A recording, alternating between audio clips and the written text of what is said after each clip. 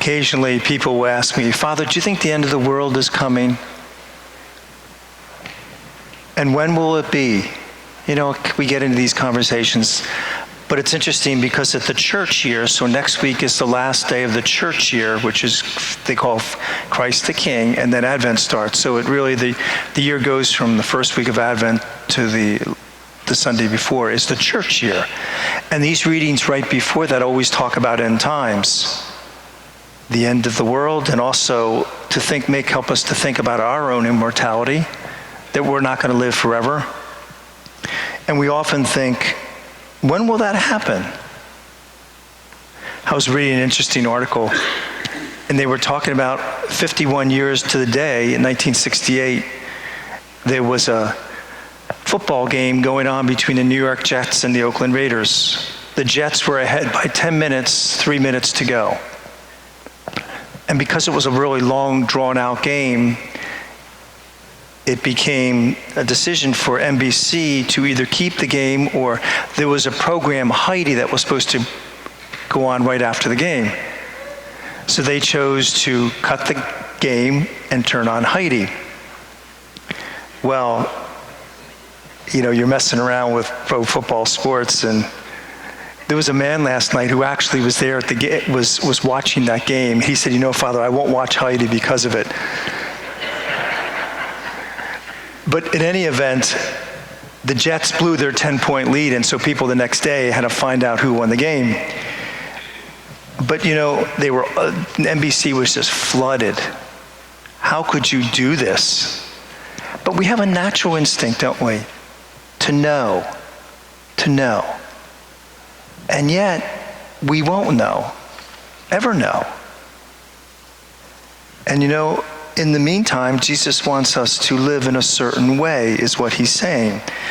And not only preparing us for the end times, but also for adversity ourselves. Because at end times, you hear what he has listed here. All these things are going to be happening, and our lives will be completely disrupted. So he's also teaching us, when our lives are disrupted by whatever, illness or some sort of adversity, how do we respond? How do we respond? Some people just walk away from the faith at that point. A lot of people do. If we don't have answers, we walk away, right? We walk away. Another interesting state, and sorry for the football analogies today, my friends, but in University of Wisconsin was playing Michigan State, 1982. The stadium was packed. 60,000 people, diehard university fans were watching. Wisconsin was getting killed by Michigan State. And as the game progressed, all these Wisconsin fans were getting louder and louder in their cheers. And the broadcasters couldn't understand it.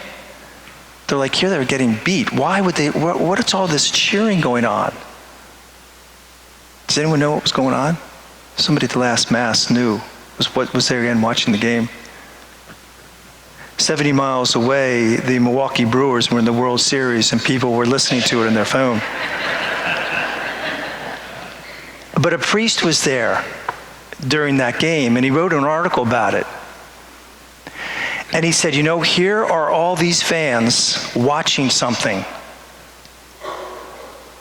but they weren't impacted at all by it. They were impacted by something they couldn't see. Something was happening miles and miles away.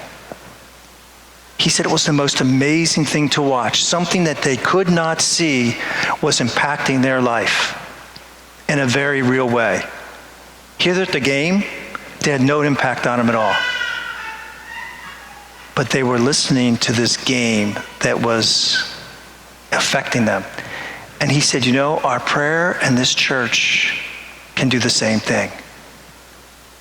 We may not be able to see it, but it's very real, and it can impact our life in a very profound way. In a very profound way. An admiral in charge of the Navy SEALs, he himself is a Navy SEAL, was asked, what makes the SEALs so successful? And he said 2 words, don't. Come on, don't quit. Don't quit. He said, in training, we weed out. If you want to ring the bell, and that's when you ring the bell to leave. He said, a SEAL doesn't ring the bell. They don't quit. And he said, in life today, we quit so easily. We quit at work. We quit in sports. We quit our faith. He said, you want to be successful? You don't quit. You don't quit. And isn't that exactly what Jesus said today? By your perseverance, you will secure your lives. And so today, my friends, it's a good thing for all of us as we end the church year and we come into a very, very busy time of the year. May those words, don't quit, and the beautiful virtue of perseverance permeate our lives. God bless you.